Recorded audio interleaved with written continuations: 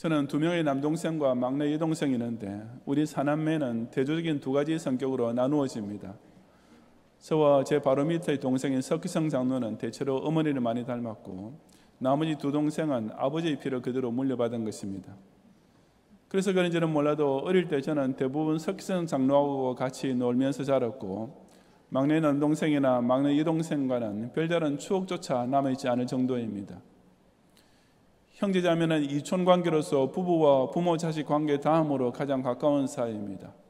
자인이 얼굴 모습이나 성격도 비슷하기 마련인데 그러면서도 또 어떤 경우에는 서로 형제자매의 표가 전혀 나지 않을 정도로 딴판인 사람도 없지 않습니다. 사실 형제라 해서 꼭 닮으라는 법이 없다는 것은 인류 역사의 첫 형제부터 나타났습니다. 가인과 아벨은 분명히 형제이면서도 정말 다른 형제였습니다. 얼굴 생김새나 성격이 아니라 그들의 본질적인 영성부터 내세의 삶에까지 너무나 극과 극으로 나누어졌던 것입니다. 그 첫 형제의 탄생과 성장에 대해서 본문 1절과 2절 말씀 기록하고 있는데 함께 봉독하겠습니다. 아담이 그의 아내 하와와 동침하매 하와가 임신하여 가인을 낳고 이르되 내가 여호와로 말미암아 득남하였다 하니라. 그가 또 가인의 아우 아벨을 낳았는데 아벨은 양치는 자였고 가인은 농사하는 자였더라.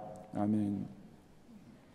가인이란 이름은 어둠이란 뜻으로서 자식을 가지게 된 것에 대한 기쁨을 표현하고 있으며 반면에 아벨은 허무란 뜻인데 어쩌면 이때쯤에 아담이 인생의 무상함을 느끼게 되어서 그런 이름을 지었는지도 모릅니다. 아무튼 그 두 형제는 각각 다른 직업을 가진 성인이 되었습니다. 목축과 농사는 둘 다 인간의 생존에 있어서 가장 기본적 산업으로서 그 자체에 무슨 귀천의 차이가 있는 것은 아니었습니다. 하지만 이것은 사람의 생활 환경이 이제 더는 에덴의 낙원이 아니라 수고하고 땀을 흘려야 먹고 살 수 있는 냉정한 현실로 바뀌었음을 분명히 보여줍니다. 이처럼 가인과 아벨은 같은 부모에게서 태어났고 둘 다 먹고 살기 위해 직업에 종사하는 것까지는 똑같았지만 영적으로는 너무나 크고 심각한 차이점이 있었습니다. 그리고 바로 그 차이 때문에 이들은 인류 역사상 첫 형제였음에도 불구하고 서로 전혀 다른 사람이 되었고 종래에는 영원히 나누어지고 말았습니다. 이 시간 저는 우리 각 사람이 인간 사회에서는 가깝고 비슷하게 사는 것 같지만 실제로는 완전 딴판한 인생을 살게 되고 결국 정반대의 내서로 갈라지게 되는 이유가 무엇인지를 함께 상고해 보고자 합니다. 첫째, 하나님께 마음과 정성을 다해 예배를 드릴 줄 아느냐 모르느냐의 차이가 각 사람을 이 세상에서 신자와 불신자로 나눕니다. 3절부터 5절 상반절까지 함께 봉독하겠습니다. 세월이 지난 후에 가인은 땅의 소산으로 제물을 삼아 여호와께 드렸고 아벨은 자기도 양의 첫 새끼와 그 기름으로 드렸더니 여호와께서 아벨과 그의 제물은 받으셨으나 가인과 그의 제물은 받지 아니하신지라. 아멘. 여기서 세월이 지난 후라는 말은 한 절기가 지난 후라는 뜻입니다. 농사 지는 일이나 목축업이나 둘 다 계절에 따른 일정이 있는데 가인과 아벨은 그 한 절기를 지낸 후 감사 제사를 드렸던 것입니다. 오늘날 우리가 맥추감사절과 추수감사절을 정기적으로 지키는 것은 이미 이때부터 시작된 가장 기본적인 감사절의 패턴이었음을 볼 수 있습니다. 가인은 농사짓는 사람이었으므로 당연히 땅의 소산으로 제물을 삼아 감사제를 드렸고 반면에 목축을 하던 아벨은 양의 첫 새끼와 그 기름으로 역시 감사제를 드렸습니다. 여기까지는 아무 문제가 없어 보이는데 의외로 하나님께서는 아벨과 그의 제물은 받으셨으나 가인과 그의 제물은 받지 아니하셨습니다. 왜 하나님께서 가인의 제사를 받지 않으셨는지에 대해서는 본문에 직접적인 아무 설명이 없기 때문에 여러 가지 추측성 해석이 있습니다. 그 대표적인 것이 아벨의 제사는 피가 있는 제사였고 가인의 제사는 피가 없는 제사였기 때문이라는 해석입니다. 그런데 레위기에 보면 제물이라는 단어 자체가 주로 피 없는 제사에서 사용되고 있습니다. 그리고 무엇보다도 이 형제가 드린 제사는 반드시 피가 있어야 하는 속죄제가 아니라 어디까지나 감사제였습니다. 그러므로 자신의 생업에 쓰던 산물에 맞추어 제물 종류를 선택한 것은 어디까지나 자연스럽고도 당연한 일이었습니다.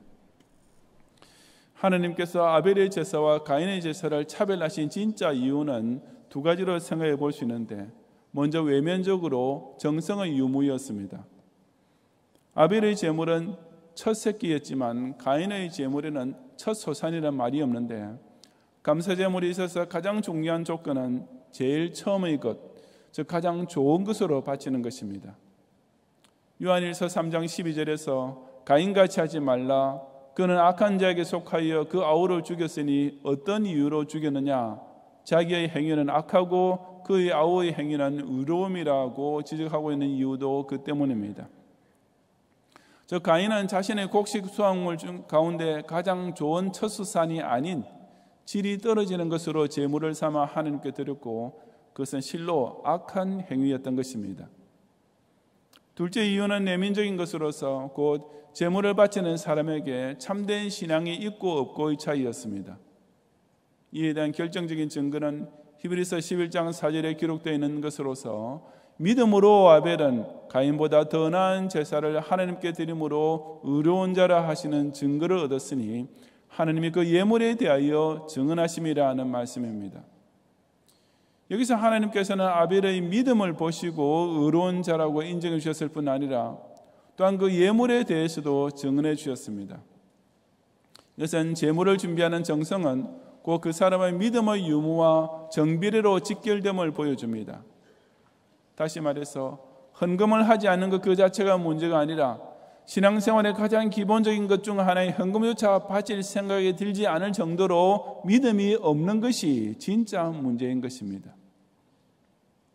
그런 까닭에 하나님은 제물의 질을 다뤄보시는 동시에 그 제물을 바치는 사람의 마음의 동기도 같이 평가하십니다.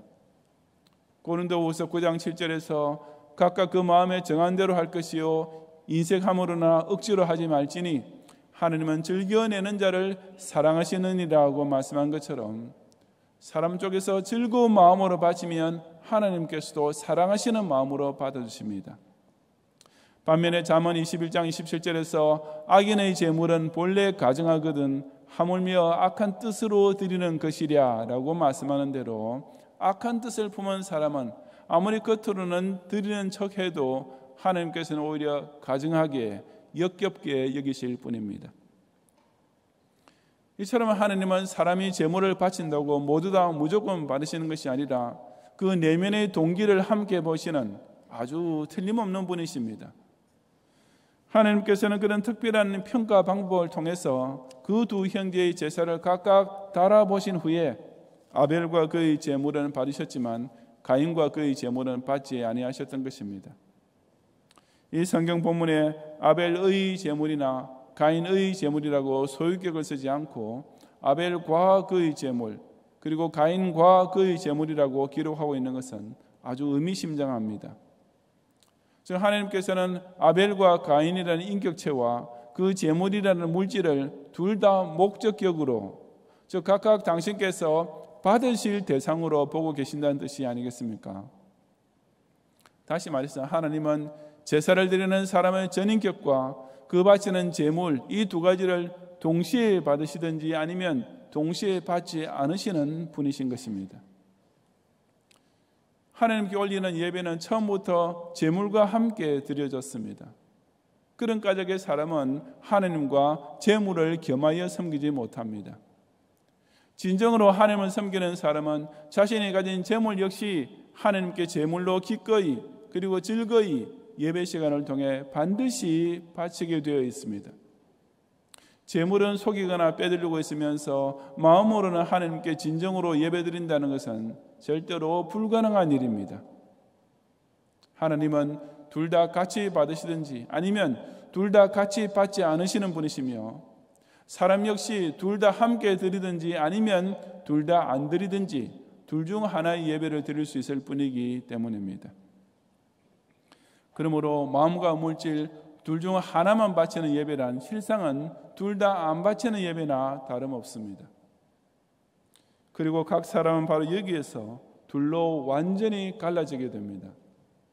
이것은 흑백의 피부색이나 동서양의 문화 차이보다 훨씬 더 근본적이며 철저한 차이가 됩니다.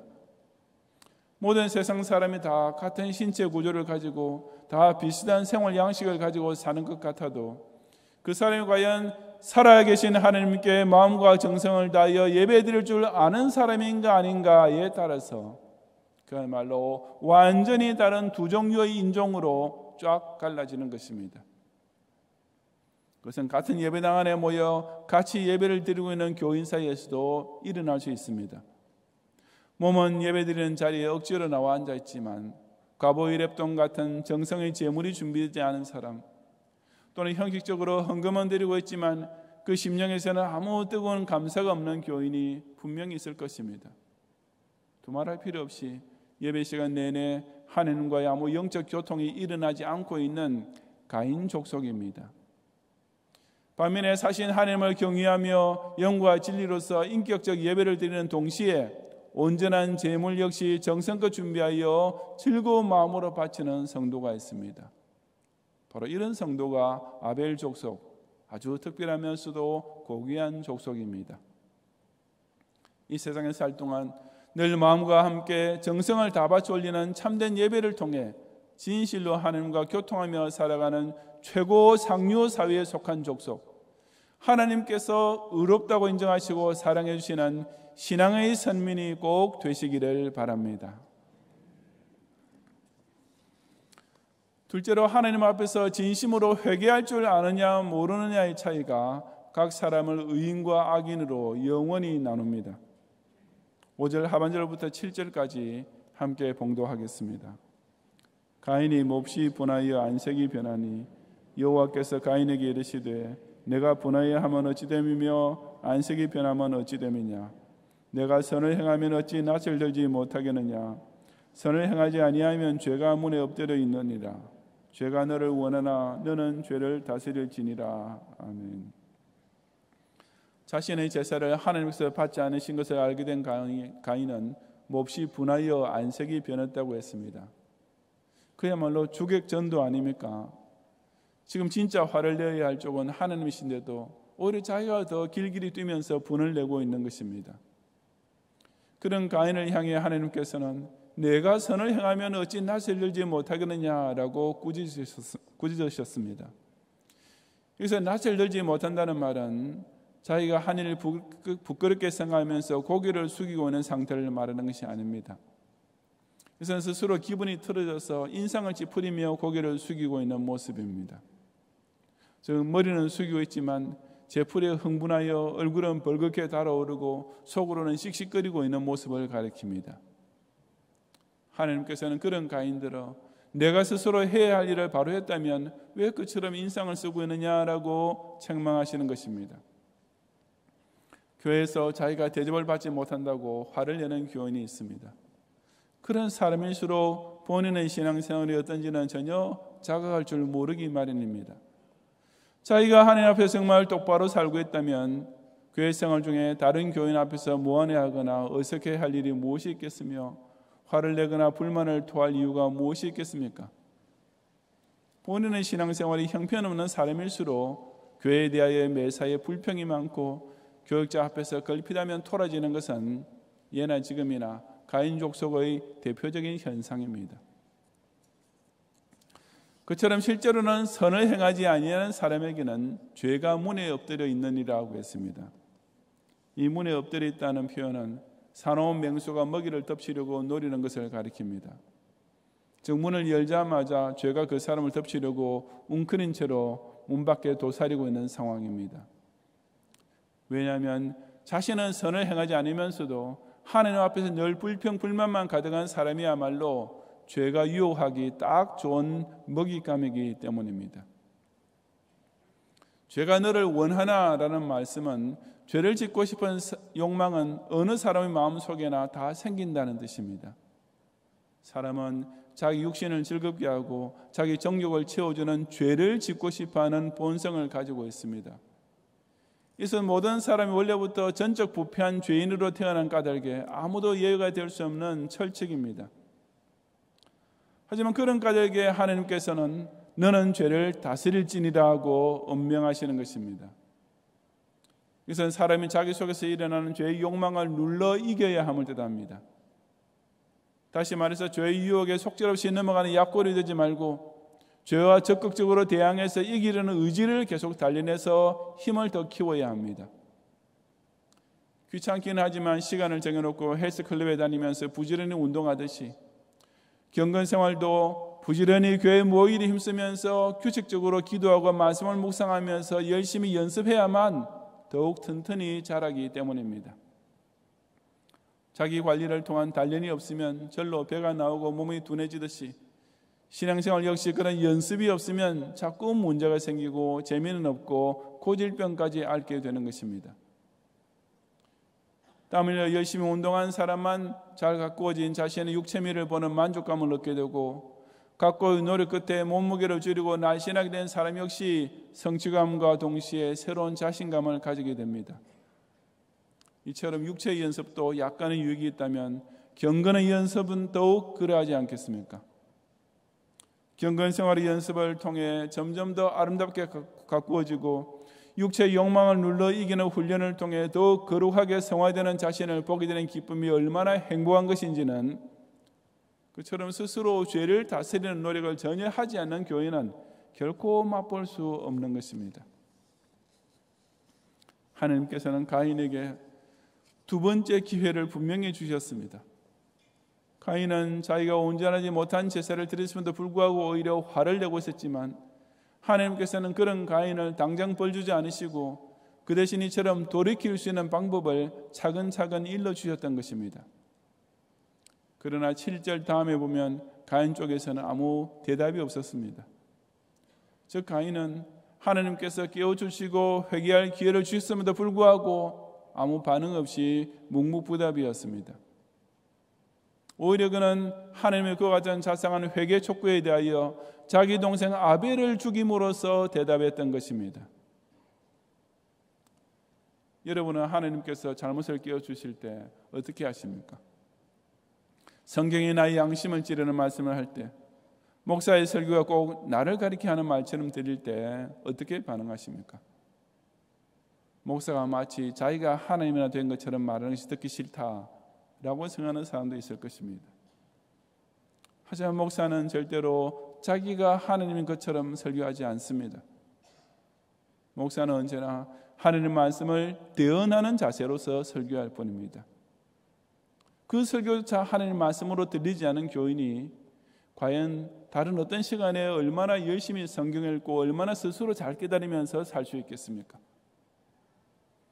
목사의 인격과 입을 통해 전달되는 교훈과 책망과 바르게 함과 의로 교감조차 도무지 달갑지 않다면 도대체 그 어떤 다른 방법을 통해서 자기 나름대로 하나님 말씀을 잘 순종하며 살고 있다는 말입니까?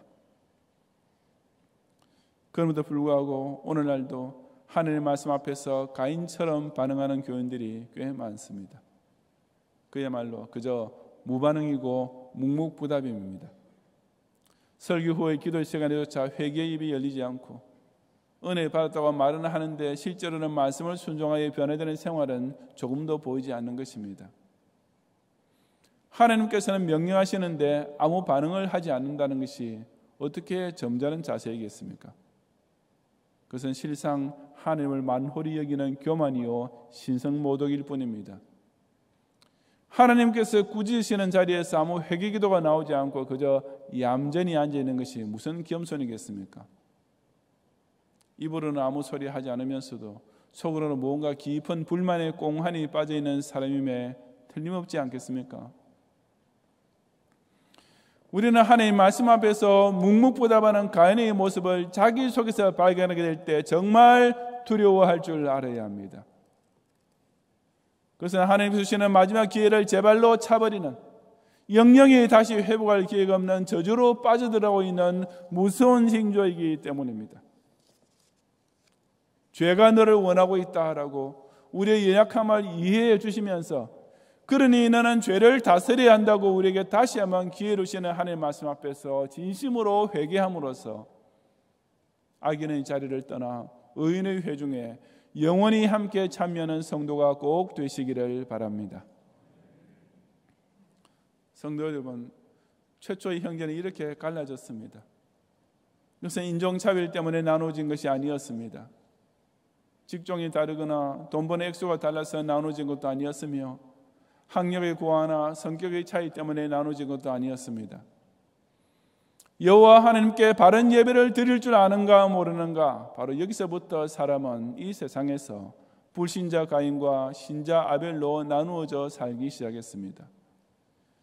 하나님의 말씀 앞에서 겸손히 회개하고 순종할 줄 아는가 모르는가, 비록 한때는 가인 쪽으로 갔던 죄인이라 할지라도 다시 돌아올 수 있는 이 전로의 기회에 대한 반응에 따라서 사람은 끝내 심판에 이를 수밖에 없는 악인 가인 쪽으로 혹은 구원을 얻게 되는 의인 아벨 쪽으로 나누어집니다. 같은 부모에게서 태어나 한 지붕 밑에 자란 형제였지만 가인과 아벨은 그렇게도 다른 사람으로 나누어져 살았고 결국 금세의 남은 인생뿐 아니라 내세 가게 될 곳까지 영원히 갈라지고 말았던 것입니다. 그때로부터 지금까지 역사에 존재하는 모든 개인은 이처럼 완전 딴판의 두 족속으로 나누어지고 있습니다. 이 80억 인류가 다 똑같이 부모에게서 태어나고 똑같이 코로 숨쉬고 살고 있다고 해서 절대로 같은 인생이 아닙니다. 누구나 다 낮에는 직장 생활하고 저녁에는 집에 들어오는 일상을 비슷하게 반복하다가 때가 되면 죽는다 해서 별 차이 없는 인생이 결코 아닙니다. 왜냐하면 모든 사람은 다 소수의 아벨 족속 아니면 다수의 가인 족속으로 금세와 동시에 내세까지 반드시 갈라지기 때문입니다. 우리 예수님께서 이 엄연한 사실을 분명히 선언하지 않으셨습니까? 바로 마태복음 24장 40절과 41절에서 그때 두 사람이 밭에 있음에 한 사람은 데려가고 한 사람은 버려둠을 당할 것이요 두 여자가 맷돌질을 하고 있음에 한 사람은 데려가고 한 사람은 버려둠을 당할 것이니라고 말씀하신 내용입니다. 똑같이 밭에서 일하고 있던 두 남자였지만 한 사람은 재림주께서 데려가시고 한 사람은 버려둠을 당할 것이라고 하셨습니다. 똑같이 맷돌을 갈고 있던 두 여자였지만 그중 한 명은 천당으로 데려가고 다른 한 명은 지옥으로 버려짐을 당할 것이라고 하신 것입니다. 매주 엿새 동안 같은 직장에서 책상을 맞대고 일하는 동료라 해도 주일에 하나님께 예배드리고 제물을 바치기 위해 교회에 나오는지 아닌지에 따라서 결국 그 두 사람 중 하나는 데려감을 당하고 하나는 버려둠을 당하게 됩니다. 밤마다 베갯머리를 나누면서 같이 자는 부부라 해도 그 심령이 하나님의 말씀을 듣고 새 사람이 되었는지 아닌지에 따라서 그 둘은 실상 영원히 남남이 되고 마는 것입니다. 금세의 아벨 족속과 가인 족속이 결국 내세에서 천당 족속과 지옥 족속으로 철저히 나누게 될 날이 시시각각 다가오고 있기 때문입니다. 너희와 우리 사이에 큰 구렁텅이가 놓여 있어 여기서 너희에게 건너가고자 하되 갈 수 없고 거기서 우리에게 건너올 수도 없게 하였느니라. 누가복음 16장 26절 예수님 말씀대로 그날 이후로는 그 두 족속 간에 단 한 명도 오갈 수 없는 영원한 이별이 이를 것입니다. 그처럼 주님께서 재림하시어 양과 염소를 완전히 구별하실 날이 오기 전에 이 땅에서 살아계신 하나님께 마음과 정성을 다해 예배드리며 그 은혜로우신 말씀 앞에 회개하고 순종하는 아벨 족속이 됨으로써 영원히 천국 권석 가운데 반드시 거하는 성도가 되시기를 주님의 이름으로 축원합니다.